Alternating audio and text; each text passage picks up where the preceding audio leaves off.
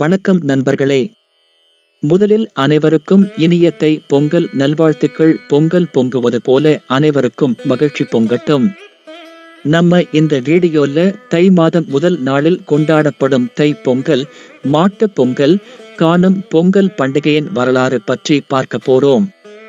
வீடியோவை கடைசி வரைக்கும் ஸ்கிப் பண்ணாம பாருங்க. அதுக்கு முன்னாடி நீங்க நம்ம சேனலை முதல் தடவை பாக்குறீங்கன்னா நம்ம சேனலை மறக்காம சப்ஸ்கிரைப் பண்ணி உங்க ஆதரவை தொடர்ந்து எங்களுக்கு கொடுங்க. சரி நண்பர்களே, இப்ப நம்ம வீடியோவுக்குள்ள போகலாம். பொங்கல் பண்டிகையின் வரலாறு. இயற்கை தெய்வமாக கருதப்படும் சூரியனுக்கும் மற்ற உயிர்களுக்கும் நன்றி செலுத்தும் விதமாக பொங்கல் பண்டிகை கொண்டாடப்படுகிறது.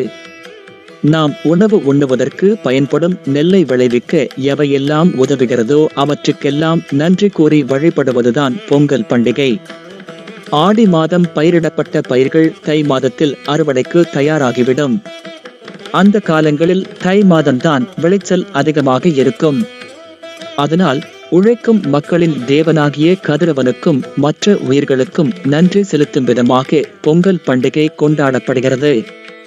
பொங்கல் பண்டிகை தை மாதம் 1ஆம் தேதி கொண்டாடப்படுகிறது. ஆடி மாதத்தில் பயிரிடப்பட்ட நெல் தை மாதத்தில் அறுவடை செய்யப்பட்டு நல்ல விளைச்சலை தரும் மாதமே இந்த பொங்கல்.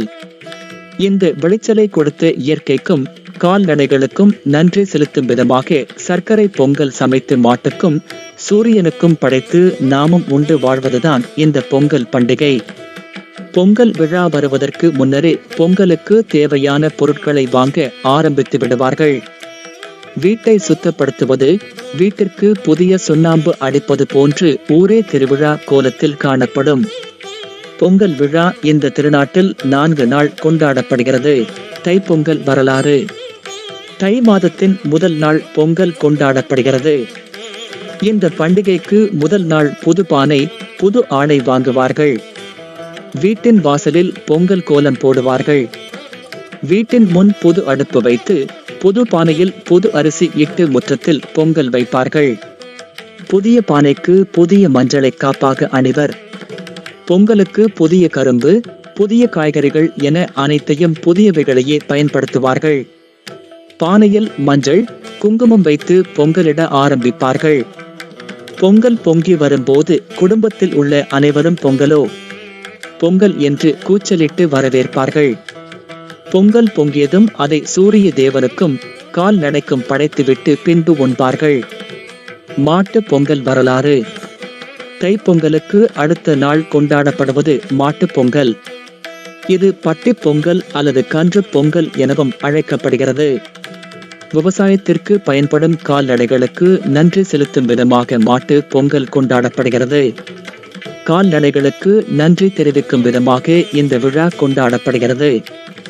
மாட்டு பொங்கலன்று மாட்டு தொழுவத்தை மற்றும் கால்நடைகளை சுத்தம் செய்து அதன் கொம்புகளில் மஞ்சள், குங்கும பொட்டு வைத்து மாலை அணிவித்து தொழுவத்திலே பொங்கல் செய்து வழிபடுவார்கள். தமிழர்களின் பாரம்பரிய விளையாட்டான ஜல்லிக்கட்டு மாட்டு பொங்கலன்று கொண்டாடப்படுகிறது.